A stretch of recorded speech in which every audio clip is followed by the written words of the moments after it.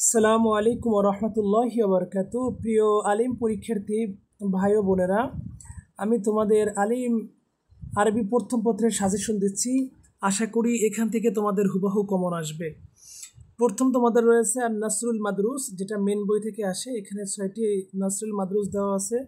আলহামদুলিল্লাহ আহমাদুহু ওয়াস্তাঈনুহু ওয়া উসিকা বিতাকওয়াল্লাহি ফাইন্নাহু ওয়া ইন তাকওয়াল্লাহি তুওয়াক্কি। এখানে তোমাদেরকে 6টি নাসরুল মাদরুস দেওয়া আছে। আশা করা যায় ইনশাল্লাহ এর ভেতর থেকে তোমাদের কমন থাকবে। এরপরে তোমাদের বা নাম্বারে আছে আর নাসরুল গয়রুল মাদরুস।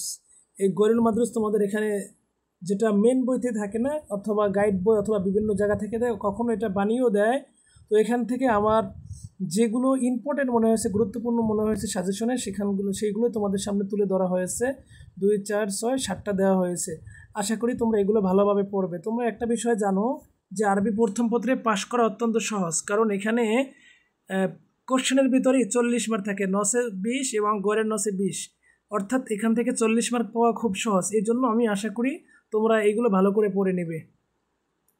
প্রিয় শিক্ষার্থীরা, এরপরে তোমাদের রয়েছে আর নজম মানে কবিতা অংশ। তোমরা জানো কবিতা অংশ থেকে তোমাদেরকে একটি বড় প্রশ্ন লিখতে হবে রচনামূলক, যেটা তোমাদের 10 নম্বর থাকবে। এখানে আমি মাত্র 4টি প্রশ্ন দিয়েছি।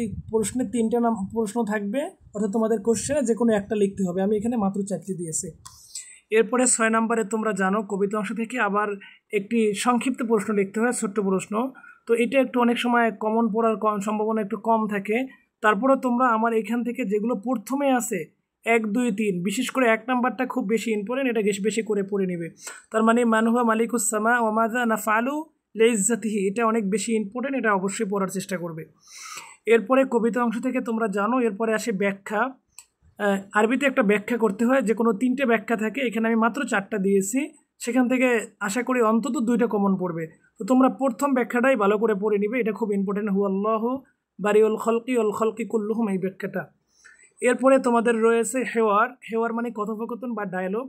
তো এটা তোমাদের যে কোনো 2টে প্রশ্নে থাকে, একটা লিখতে হয়। আমি মাত্র এখানে 3টে দিয়েছি।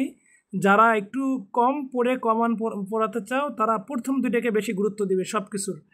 এরপরে তোমাদের রয়েছে শূন্যস্থান 9 নম্বরে, 10 নম্বরে। একটা হলো ইঙ্গিত সহ, একটা হলো ইঙ্গিত ছাড়া।